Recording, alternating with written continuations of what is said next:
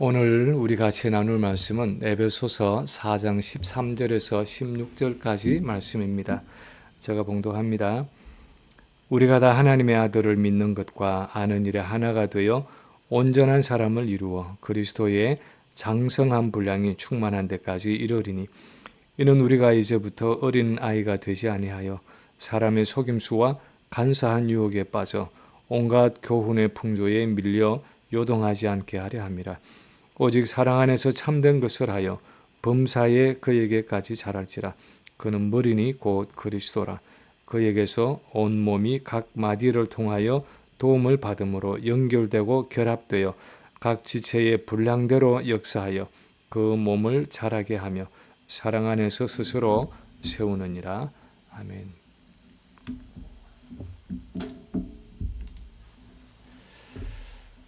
캘리포니아의 그 세들백 교회를 담임했던 릭 워럼 목사님이 쓴 책 중에 Purpose Driven Church, 목적이 이끄는 교회라는 책이 있습니다. 1995년에 발간된 후부터 많은 교회와 사역자들에게 영향을 미쳤는데, 이 책의 핵심은 교회가 이 세상에서 여러 일들을 할 수 있겠지만 교회는 원래 주님이 세우신 고유한 목적이 있다 하는 것입니다. 그래서 그 교회가 존재하는 목적을 따라서 교회를 세워갈 때 건강하고 성장하는 교회가 된다는 것이 책의 주된 내용입니다. 오늘 우리가 읽은 이 본문은 가장 본질적인 교회의 한 목적에 대해서 아주 중요한 지침을 주는 말씀입니다. 우리가 다 읽지는 않았지만 11절에 보면 그가 어떤 사람은 사도로, 어떤 사람은 선지자로, 어떤 사람은 복음 전하는 자로, 어떤 사람은 목사와 교사로 삼으셨으니 하면서 하나님이 교회의 사역자들을 세우신 목적을 이야기하면서 12절에 보면 이는 성도를 온전케 하여 봉사의 일을 하게 하며 그리스도의 몸을 세우게 하려 하심이라 하고 설명하고 있습니다. 특히 오늘 우리가 읽은 본문은 그리스도의 몸, 즉 이 교회를 세운다 하는 구절에 대한 좀 더 구체적인 설명이라고 할 수 있습니다. 그리스도의 몸을 세운다 하는 것이 무엇입니까? 그리스도의 몸인 교회를 세운다 하는 것이 무슨 뜻입니까? 그리고 그것을 통해서 우리가 알 수 있는 교회의 목적은 무엇입니까? 지난 주간 교회 설립 주간을 지나면서 오늘 다시 한번 교회에 대한 말씀을 함께 나누기를 원합니다. 첫째로 오늘 본문이 말씀하는 것은, 오늘 본문이 교회에 대해서 말씀하는 것은 예수 그리스도의 성품에 이르도록, 예수 그리스도라는 성품에 이르도록 온전하게 자라가는 것이 교회 공동체의 목적이다 하는 사실입니다. 예수 그리스도의 성품으로 자라가는 것, 그것이 우리 교회 공동체의 목적이고 목표라는 것입니다. 13절에 보면 우리가 다 하나님의 아들을 믿는 것과 아는 일에 하나가 되어 온전한 사람을 이루어 그리스도의 장성한 분량이 충만한 데까지 이르리니 하고 말씀하고 있고, 15절에 보면 오직 사랑 안에서 참된 것을 하여 범사에, 다시 말하면 모든 일에 그에게까지 자랄지라. 그는 머리니 곧 그리스도라 하고 말씀하고 있습니다. 13절과 15절이 공통적으로 말씀하는 것은 교회는, 또는 성도는, 교회 공동체인 성도는 예수 그리스도라는 장성한 분량, 즉 성숙한 믿음으로 온전한 인격으로 자라가야 한다 하는 사실입니다. 성경에서 온전함이라고 말할 때는 대체로 윤리적 도덕적인 완전함이 아니라 하나님과의 관계에 있어서의 온전함을 의미합니다. 예를 들어서 다윗의 경우에 바세바를 범하고 우리아를 죽이고 또 자녀 교육에 있어서도 여러 부족한 점이 있었던 것으로 보입니다. 그럼에도 불구하고 성경은 여러 번 다윗을 하나님 앞에서 온전한 사람 또는 온전한 왕의 대표적인 인물로 들고 있습니다. 그것은 다윗이 윤리 도덕적으로 완전했다는 뜻이 아니라 그런 죄악들을, 그런 부족한 것들을 하나님 앞에 철저하게 내어놓고 회개하면서 하나님 앞에서 늘 겸손하고 부수어진 모습으로 살아갔다 하는 의미입니다. 부족함이 많았지만 하나님과의 관계에 있어서는 막힌 것이 없었다는 이야기입니다. 아마도 이전에 설교한 적이 있는 역대하 16장 9절의 용어로 말하면 전심으로 하나님을 향하는 사람이라고 표현할 수 있을 것입니다. 요즘 자주 쓰는 표현을 하면 온전히 헌신된 사람이라고 말할 수 있습니다.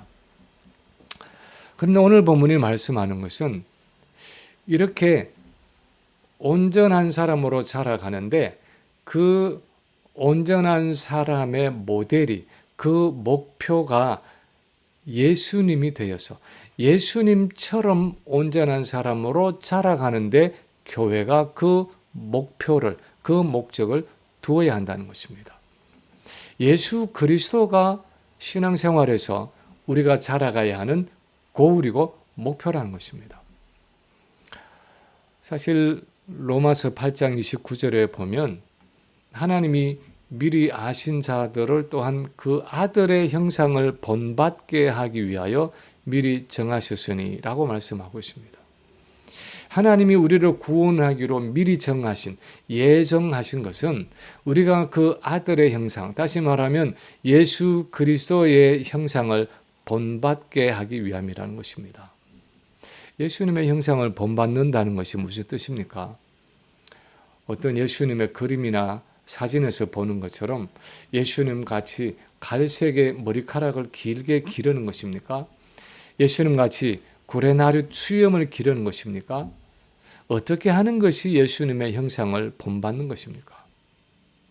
무엇보다도 예수 그리스도의 내적인 성품, 특히 그분의 하나님을 향한 신뢰와 순종에 있어서 예수님을 닮아가는 것입니다. 그 부분에 있어서 예수님처럼 되는 것입니다. 그것이 우리 구원의 목적이고 교회 공동체가 이루어 가야 하는 목표라는 것입니다.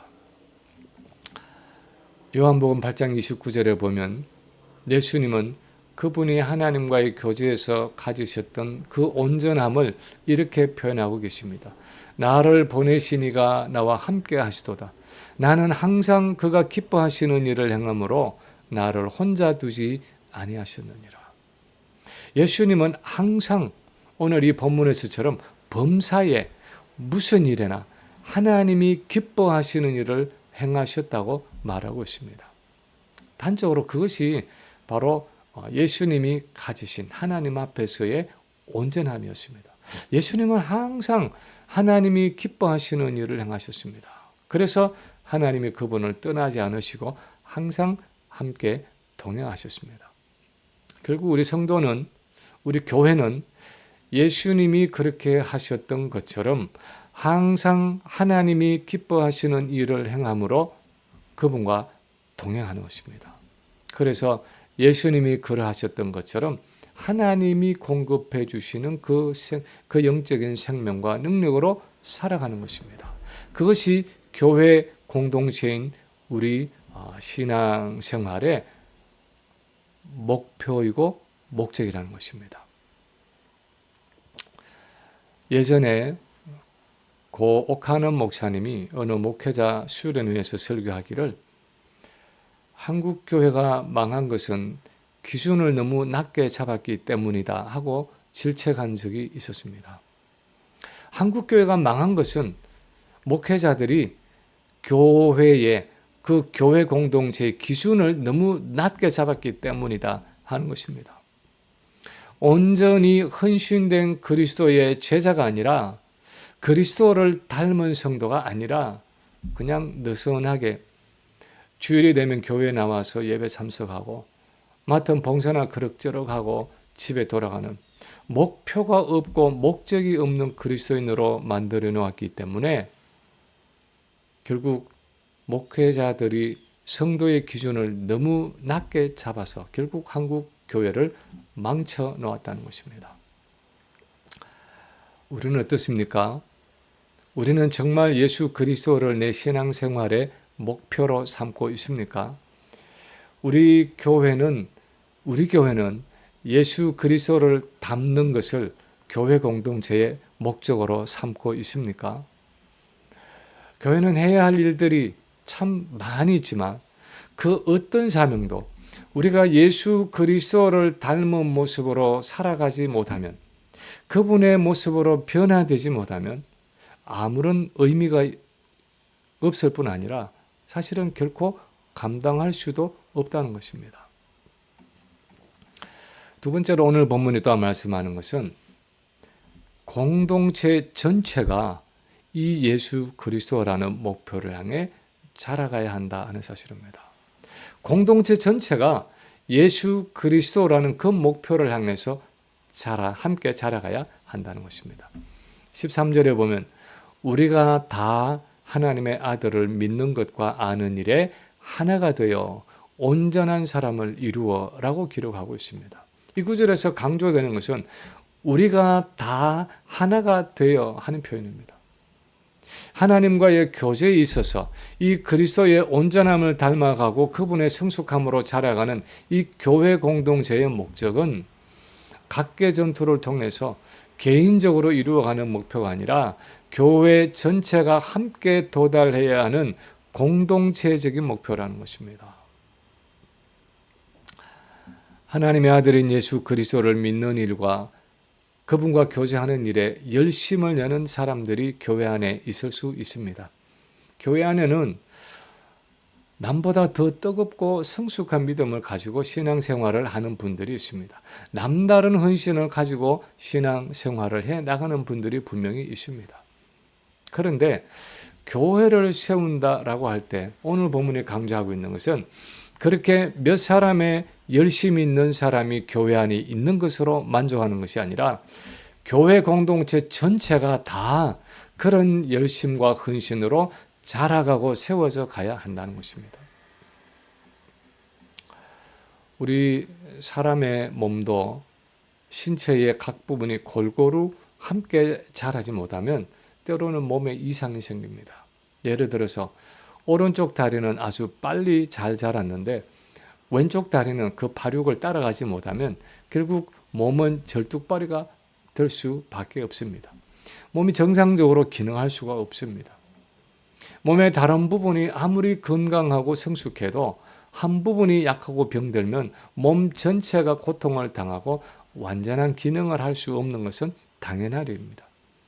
그래서 고린도전서 12장에 보면 더 약하게 보이는 몸의 지체가 도리어 요긴하고 만일 한 지체가 고통을 받으면 모든 지체가 함께 고통을 받는다라고 표현하면서 하나님은 몸을 고르게 하여 부족한 지체에게 귀중함을 더하신다 하고 말씀하고 있습니다.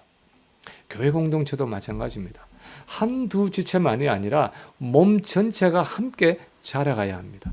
그것이 오늘 본문에서 우리가 다라고 말하고 있는 이유입니다. 교회 공동체 전체가 다 하나님의 아들을 믿는 믿음이 있어서나 교제하는 일에 있어서 예수님처럼 온전하게 자라가야 한다는 것입니다. 적어도 나는 별 문제 없이 신앙생활을 잘하고 있으니까 괜찮은 것이 아닙니다. 적어도 교인의 절반 정도는 열심히 하고 있으니까 괜찮은 것이 아닙니다. 교회 전체가 예수님의 모습처럼 온전하게 자라가야 한다는 것입니다. 예전에 부교육자로 어느 교회를 섬기다가 담임 목회를 나올 때 신발 가게를 하는 어느 권사님을 신방할 기회가 있었습니다. 퇴근을 하는 그분과 함께 가게로 나오게 되었는데 가게 앞에 잘 보이는 곳에 진열되어 있던 그 신발들을 거두어 드리면서 이 권사님이 이런 이야기를 했습니다. 목사님, 잘 나가는 신발들은 손님들이 어차피 찾으니까 잘 나가게 되어 있습니다. 그렇지만 저 나가지 않는 신발들을 어떻게 팔리게 하는가 하는 것이 저의 관건입니다. 그래서 아침마다 저녁마다 진열하는 자료를 바꾸어 보고 방법을 연구해 봅니다. 그러면서 그분이 담임 목회를 나가는 저에게 부탁하는 내용이 바로 그것이었습니다. 열심히 있게 신앙생활하는 분들은 가만두어도 어차피 열심히 하게 되어 있습니다. 그런데 신앙생활에 열심을 내지 않고 뒤에 처져 있는 분들을 어떻게 열심히 신앙생활하게 하는지 관심을 가지고 그분들을 잘 돌아보시기 바랍니다 하고 제게 목회적인 조언을 했습니다. 그렇습니다. 우리의 관건은 몇 사람이 얼마나 열심히 신앙생활을 잘하느냐가 문제가 아닙니다. 몇 사람이 얼마나 헌신된 그리스도인으로 살아가느냐 하는 것이 아닙니다. 우리의 과제는 어떻게 우리 교회 전체가, 우리 공동체 모두가 헌신된 그리스도인으로 예수 그리스도를 닮은 사람으로 하나님과 온전히 교제하느냐 하는 것입니다. 그것이 교회의 목표가 되고 목적이 되어야 한다는 것입니다.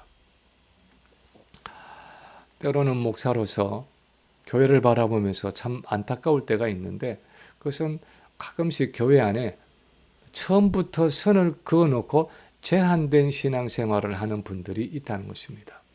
그게 수요 집회든 새벽 기도회든 무슨 노방전도든 성경 읽기든 아니면 어떤 다른 교회 활동이든 나는 처음부터 여기에는 발을 들어놓지 않아야 할 사람처럼 아예 선을 그어놓고 시작하는 듯한 느낌이 들 때가 있습니다.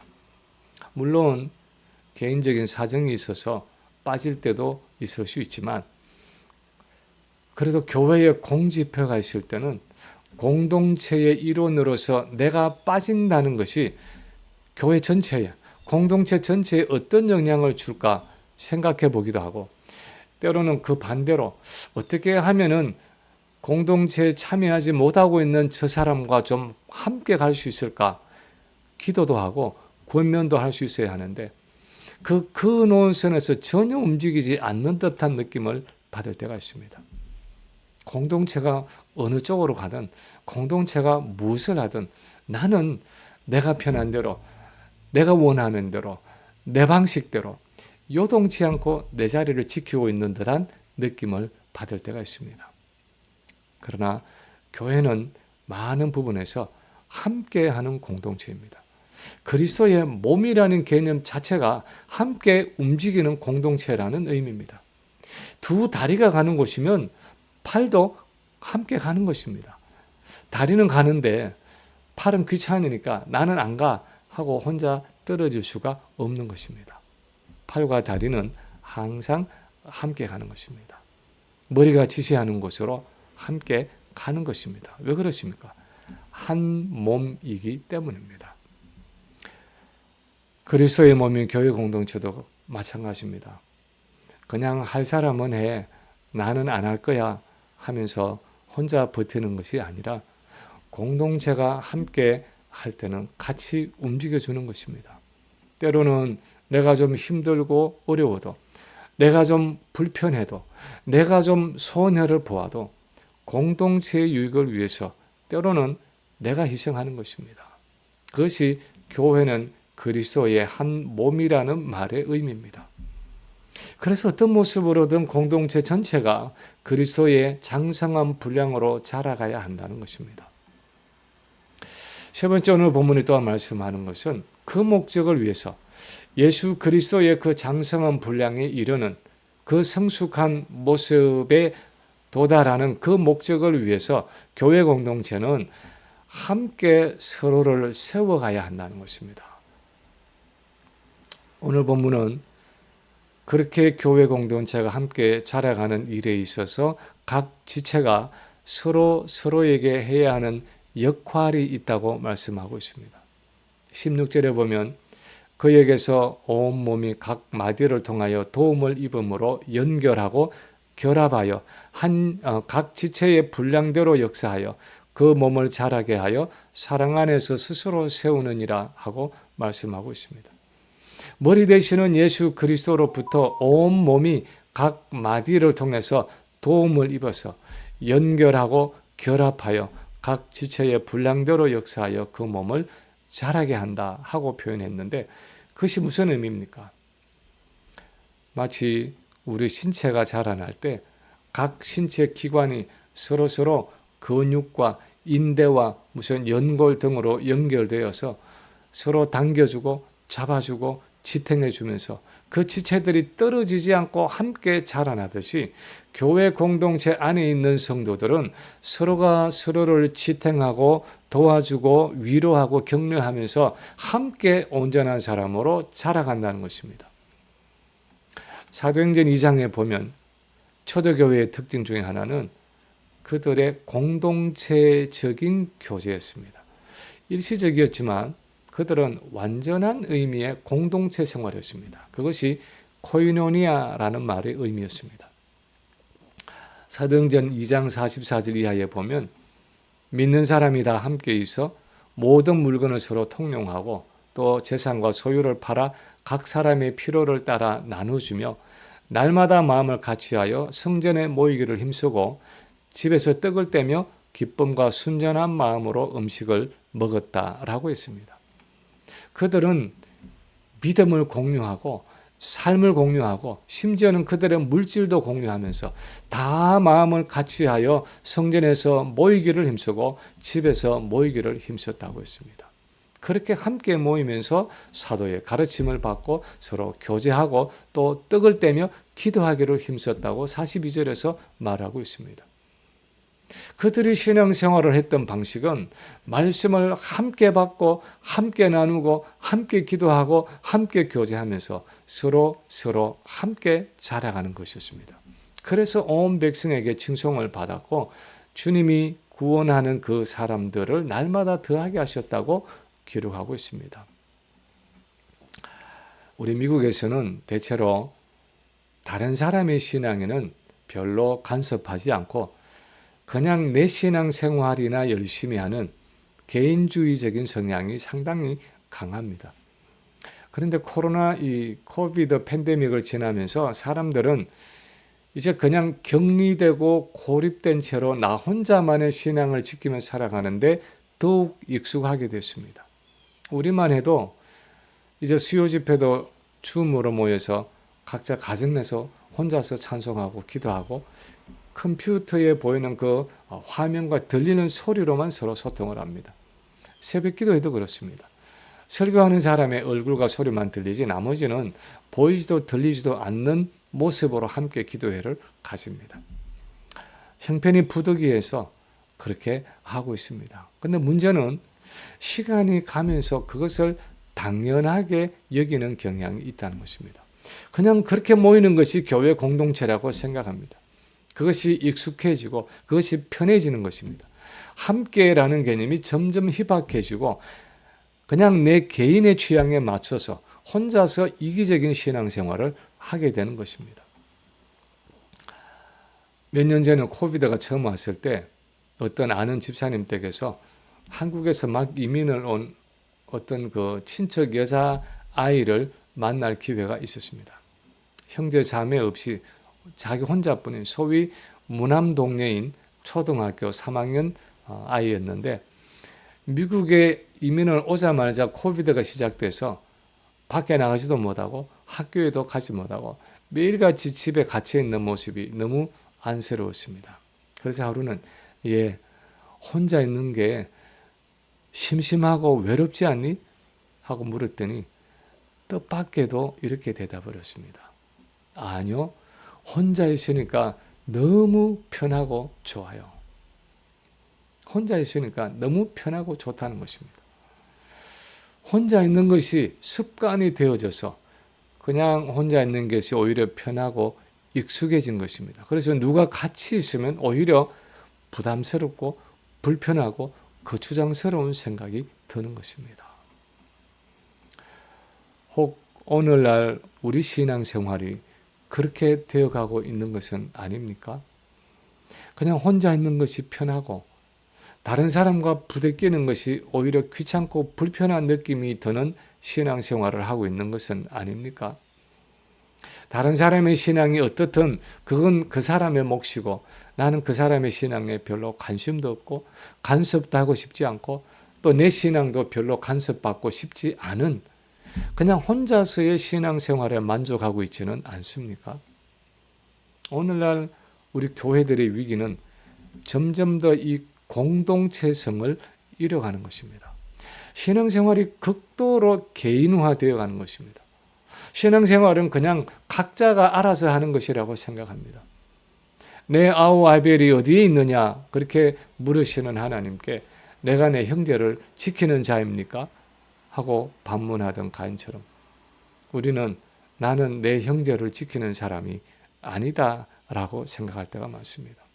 그러나 오늘 본문에서 말씀하는 것은 교회는 공동체가 함께하는 신앙생활이고 그렇게 함께하는 신앙생활을 통해서 그리스도의 장성한 분량에 이르도록 모두가 다 그리스도의 그 성숙한 믿음으로 자라가도록 서로가 서로를 세워줄 의무가 있다는 것입니다. 그런데 15절에 보면 그것을 위해서 오직 사랑 안에서 참된 것을 하여 범사에 그에게까지 자랄지라 하고 말씀하고 있습니다. 그 구절 중에서 오직 사랑 안에서 참된 것을 하여 하는 구절을 묵상하다가 사랑 안에서 교회를 세워간다 하는 말의 의미를 다시 한번 생각해 보았습니다.